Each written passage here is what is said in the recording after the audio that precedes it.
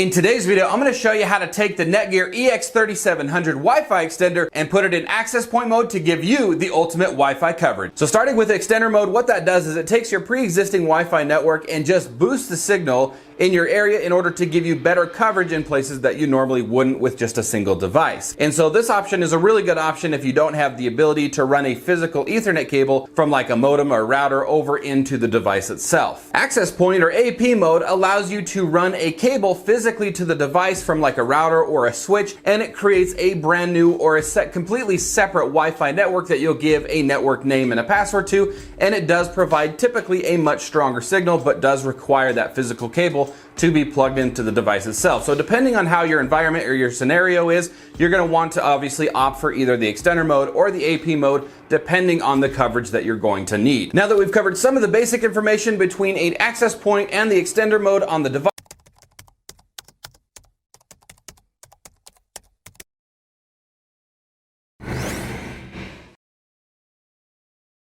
let's go ahead and jump right in. All right, so this next step is really going to be determined if your device is already set up or if it's a brand new unit. If it's a brand new unit, you can go ahead and skip this step because it is already obviously factory reset.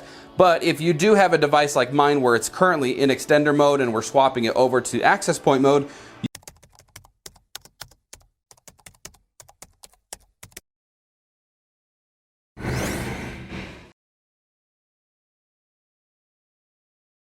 you're going to want to have something that has Wi-Fi capability, such as your phone or like a laptop computer, because we're actually going to be connecting to the device's temporary network.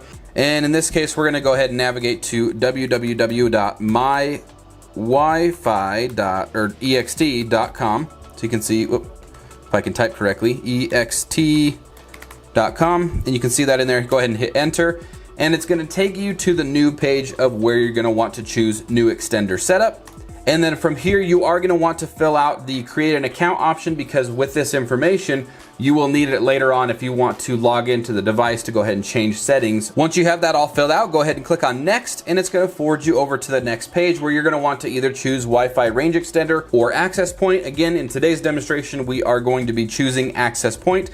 So what you're going to want to do is actually have an Ethernet cable plugged into the device from a router or a switch or a modem, something along those lines, and physically run a cable to it in order to create this network. So I'm going to go ahead and plug that cable in. And once you've got that plugged in, go ahead and choose access point. And right now it's going to say looking for an internet connection, and it's going to take a moment to go through depending on the speed of your internet as well as the hardware. And you can see that for a brief moment it did apply some settings, but now you can see it took us to a new page that says enter a network name and security settings for your access point network. So the EX3700 model can support a 2.4 and a 5 gigahertz network. So what we're going to do is, for today's demonstration, I'm just going to go ahead and do demo 2.4 to indicate the 2.4 gigahertz, and then demo 5 for the 5 gigahertz network. And then what we're going to do is we're going to go ahead and choose a security option for the password for these networks. If you drop down the box, you've got the options to do none, WEP, WPA2,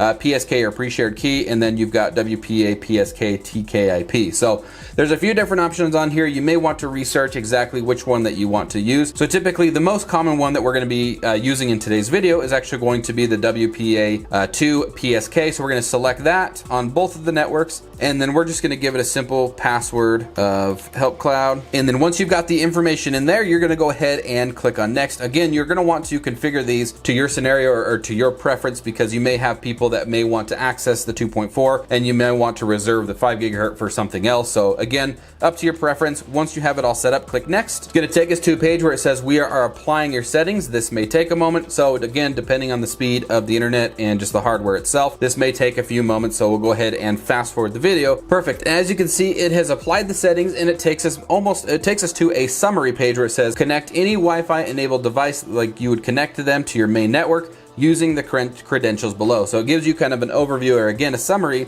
of the information that you did set up. So what we're going to want to do now is we're going to come up to the your Wi-Fi. You're going to want to search through your Wi-Fi, and you're going to want to choose the network that you are going to connect to. So in this case, we're going to do, let's go ahead and do demo 5, and then you're going to type in the password that you set up for your network and click on join.